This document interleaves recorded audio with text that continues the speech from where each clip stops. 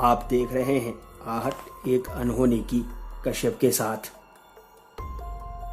आज की कहानी में आगे बढ़ने से पहले अगर आपने मेरी चैनल को अभी तक सब्सक्राइब नहीं किया है तो अब कर लीजिए और बेल आइकन को भी ज़रूर दबाएं ताकि आपको मेरे सारे वीडियोस का नोटिफिकेशन मिलता रहे।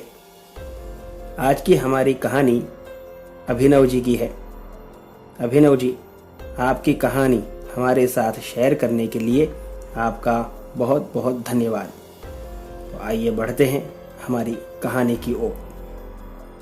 मामा जी अपनी रिक्शा लेकर के घर पर आए थे। उस वक्त मेरा कजिन जो मुझसे 3 साल बड़ा था वो भी घर पर ही। उसने मुझे सनकारा कि चल रिक्शा में बैठते हैं जाकर के थोड़ी देर। हम लोग रिक्शा में जाकर के बैठे थे। मेरे साथ मेरा एक दोस्त भी था। जब हम लोग बातें कर रहे थे उस वक्त मेरे कजिन ने कहा कि चलो रिक्शा लेके थोड़ा दूर चलते हैं। मैंने कहा कि रिक्शा चलाएगा कौन? तब उसने कहा कि वही चलाएगा। ऐसा कहकर वो रिक्शा चालू करने लगा। मामा जी अक्सर चाबी रिक्शा में भूल जाया करते थे और उस दिन भी वही हुआ। भाई ने ऑटो स्टार्ट कर दी और हम लोग ऑटो लेके निकल पड़े। भाई ने जानबूझकर ऐसा रास्ता पकड़ा था जिस पर ट्रैफिक कम हो। हम लोग कुछ दूर गए होंगे, उसके बाद रास्ते पर कोई वाहन दिख नहीं रहा था। कुछ दूरी पर एक आदमी खड़ा था जो हमें हाथ दिखा रहा था रिक्शा रोकने के लिए। जब उसने हाथ दिखाया तो भाई ने कहा कि चलो अगर इसे इसी रोड पर आगे जाना होगा तो बिठा लेंगे, थोड़ा पैसा मिल जाएगा अपने को तो पार्टी करेंगे। भाई ने उस आदमी के आगे रिक्शा रोकी तो उसने उमर नगर जाने को कहा जो उसी रास्ते पर आगे ही था। हमने उस आदमी को बिठा लिया और चल पड़े।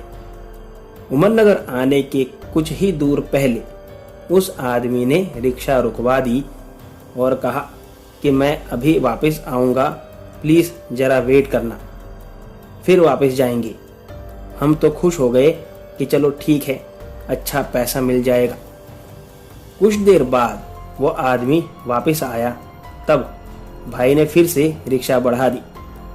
आगे जाने पर नाके के पास एक औरत भी खड़ी थी और उसने हाथ दिया तो भाई ने सोचा कि अब तो रिक्शा में जगह है ही नहीं, तो उसने रिक्शा ना रोकने का मन बना लिया। लेकिन वो औरत दौड़कर रिक्शा के आगे ही खड़ी हो गई। भाई ने तुरंत ब्रेक मारी। तब वह दौड़कर मेरे भाई के पास आई और कहा कि मुझे कुछ दूर आगे जाना है, छोड़ दो। भाई ने कहा कि मैडम रिक्शा फुल है तो आपको कैसे बिठाऊं?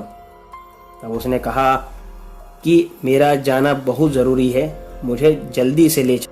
पीछे से मेरा दोस्त आगे जाकर के बैठ गया और वो औरत अंदर बैठ गई।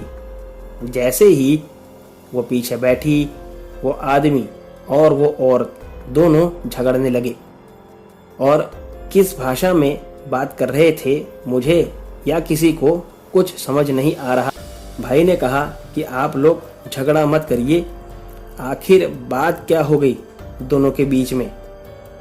लेकिन उनकी बात का कोई जवाब नहीं दे रहे थे वो दोनों। भाई ने रिक्शा चलाते चलाते मिरर से पीछे देखा तो उसे वहाँ सिर्फ मैं बैठा दिख रहा था, वो दोनों नहीं। तब उसने पीछे मुड़ के देखा तो वो दोनों अब एक दूसरे को मार रहे थे। भाई ने फिर से मिरर में देखा तो वो दोनों नहीं दिख रहे थे, केवल मैं ही दिख रहा था। भाई को समझ आ गया कि वो दोनों भूत थे। भाई डर गया और डर के मारे रिक्शा और तेज तेज चलाने लगा। मेरा दोस्त कुछ समझ नहीं पा रहा था। उसने कहा भैया धीरे चलाओ ना, बहुत ज़्यादा तेज चल रहे हो। भाई डर के मारे चिल्लाने लगा कि अभिनव तेरे साथ जो दोनों बैठे हैं वो भूत हैं। जैसे ही भाई ने ऐसा कहा वो दोनों मेरे तरफ देखने लगे। तभी उस औरत ने उस आदमी को पकड़कर ऑटो के नीचे खींच लिया और वो भी कूद गई। ये देखकर हम सभी लोग हैरान थे। भैया डर की वजह से रिक्शा कंट्रोल नहीं कर पाए और रिक्शा एक पेड़ से जा टकराई। हम सभी को काफ़ी चोट लगी थी, लेकिन हमारी जान बच गई थी।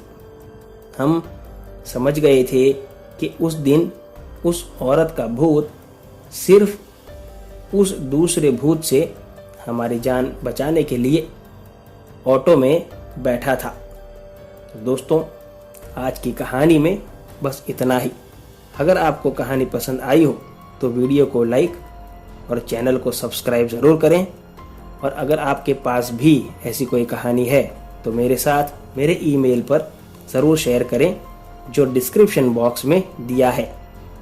तो मिलते हैं अगली कहानी में। तब तक stay home, stay safe. Thank you.